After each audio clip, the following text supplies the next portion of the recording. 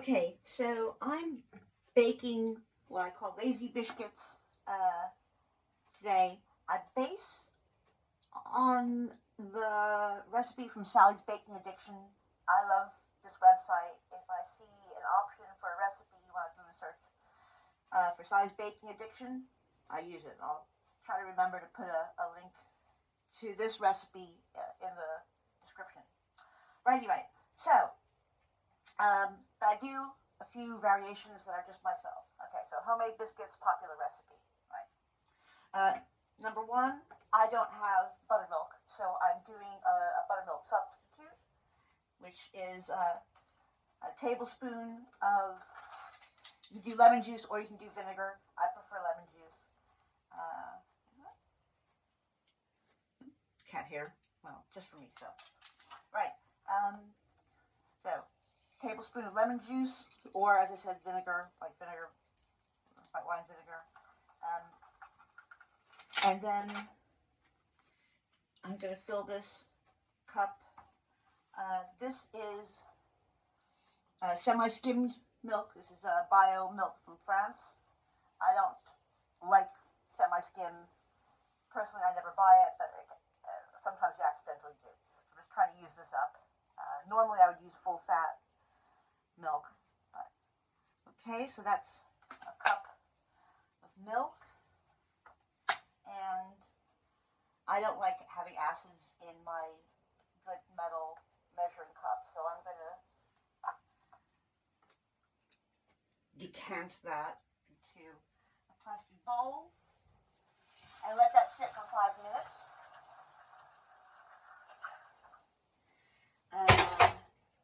Also, I put a pack of butter in the freezer.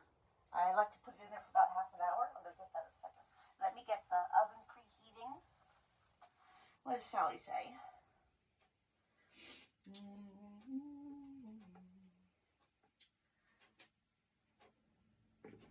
425 Fahrenheit. This is a Celsius oven. So I'm an electric oven. So I'm going to put this at 200. Not 200, maybe like 210-ish. Okay. Now, this needs to sit for a few minutes, but that's okay. I've got other stuff to be working on. Right. I've had the butter in the freezer for about half an hour. Move that milk. Right.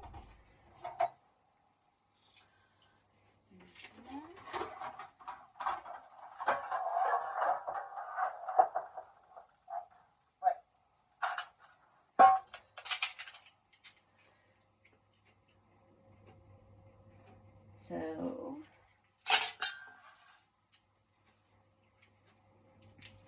right, like 2.5 cups of flour. For my flour, I'm using a local flour. We're very blessed here in Basel. We've got a local, like, stone flour mill, and number one, they've got beautiful flour. It's just amazing for bread making. And I like to support a local artisanal whatever I can. I get this from the Cult Bakery in by Voltaplatz here in Basel. So it's type 405. And the Malstube Meersprach Graf Mill. Okay. Yeah. If I can remember, I will put a link to that also in the description. Right. So, 2.5 cups there. Alrighty.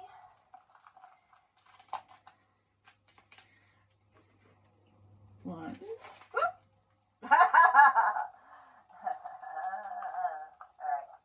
2.5. If I see something wrong in the texture, I'll adjust, but I'm probably close enough. Alright, tablespoon of baking powder. Very good. So, baking powder, baking soda, yeast, vanilla sugar, come in small packets here, which when you're used to getting big containers of like baking soda and such, it takes a little getting used to, but they do not sell them, these powders, these baking accessories, other than in, generally, in these small packages. But I soon realized, number one, they're pre-measured. So 15 grams, so right there, that's, I know from, I also know that from my measuring spoons, 15 mil is a tablespoon. So I know that 15 grams is pretty much a tablespoon of using it. So I don't have to futz around with measuring. And also, it's fresh, it's sealed, and there's an expiration date. So I know that when I'm using baking powder or using baking soda, it's always going to be fresh and active. It gives me a much more reliable outcome. So there's a certain advantage, there's a certain logic in the small packets. Okay, right. So that's baking powder and, baking soda.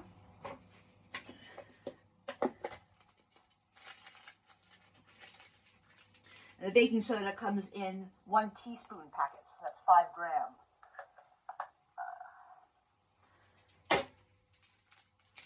And half a teaspoon. Silky.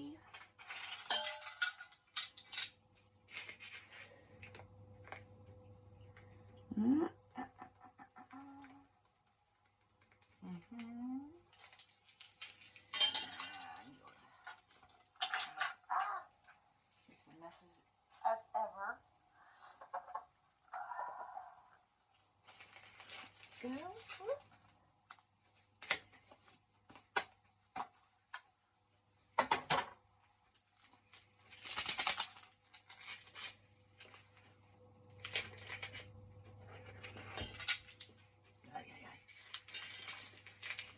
Okay, half teaspoon baking soda.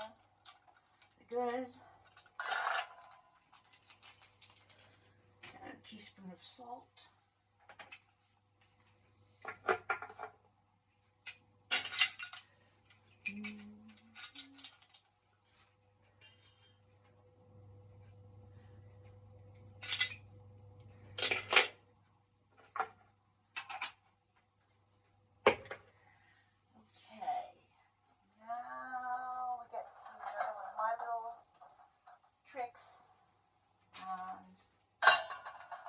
That's why I put my butter in the freezer, because I want to grate my butter into the dry ingredients. And it's just faster and easier, and I think a better outcome than keeping it or using a pastry cutter or anything like that. Alright, so I know from the recipe I need half a cup of butter, which is 8 tablespoons or 113 grams, and I know that 50, 100, and let's say 13, because half of that would be 25. Half of 25 would be like 12 and a half. So like so.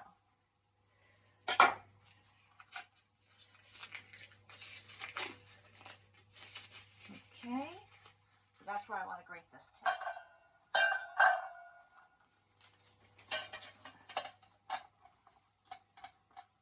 And you see, you get little kernels into the flour.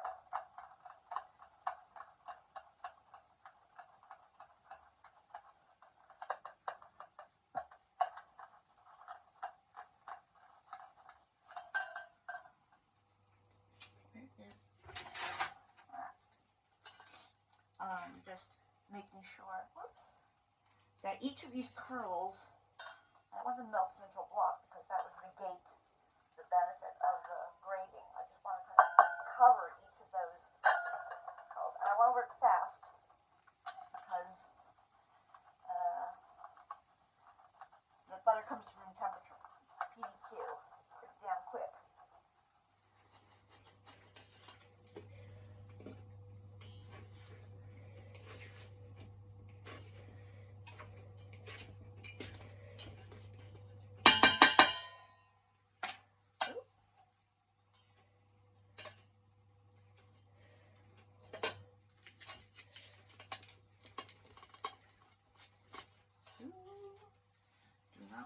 shred the packaging.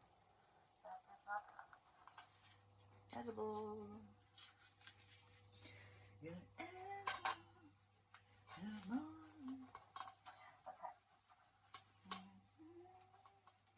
Should be about right.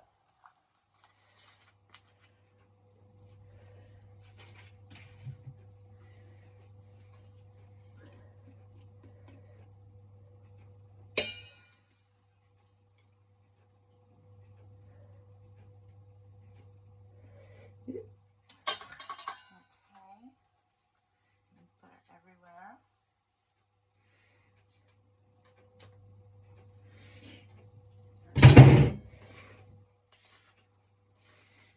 Okay. So each of those strands, you see it, they're loose, they're independent, they're not clumping together.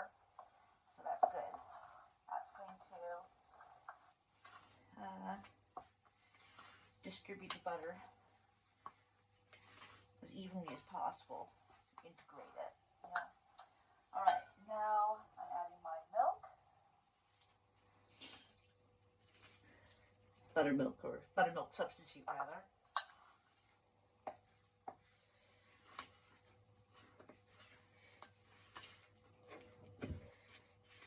And I'm trying to not overwork the flour. Remember that gluten is formed by working the flour. You want to keep that to a minimum. Keep these as tender and flaky as possible.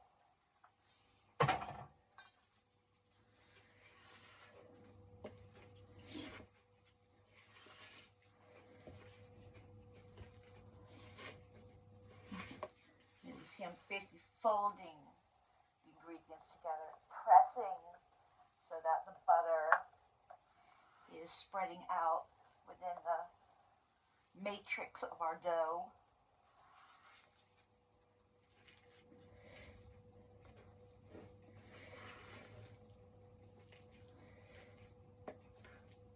That's coming together beautifully. Most important, I don't want any dry regions within the dough. And that's looking fairly reasonable. Okay. Let's see, optional topping. No, I don't want any optional topping. I would suggest adding some honey. Alright. Wouldn't normally. Okay, let's give that a go. Add some honey. This is an unknown factor for me. I don't normally add honey. This is a local. Oh no, this is not local. I mean, it's French bio honey. One thing I will say is that the honeys here are very reliable. When you buy honey, it tends to be real honey, which is problematic elsewhere, I know. But if the honey here were being adulterated, it would be a huge scandal. People are very particular about the quality of their food here, and I'm here for it. Okay. And adding that honey as an afterthought was a poor choice. It's not going to mix well. Whatever. I'm sure it'll taste lovely. I am my own harshest critic, I think. Okay. Now, got a silicone mat.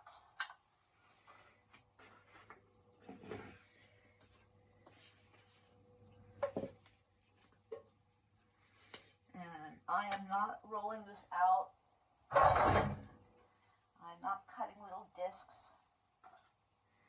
I am just plopping this. This is why I call it the lazy Bitchcuits.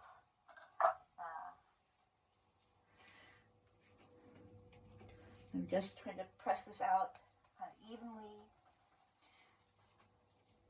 Bit of a rectangle. But not to fit. I want it, I don't know, I guess. I like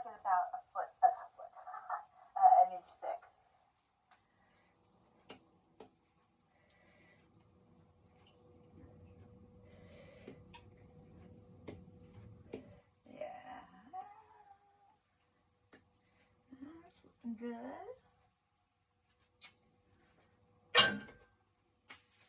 And then I want to do some clear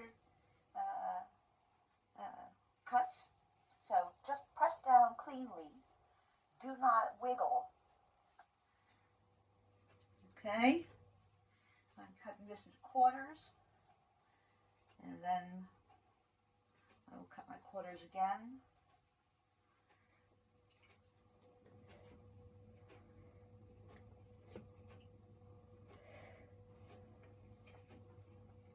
Okay, so what does Sally say? Mm-hmm.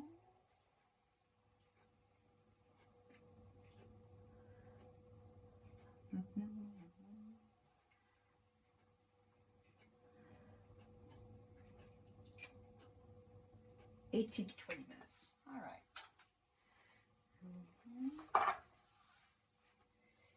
Ooh, yeah.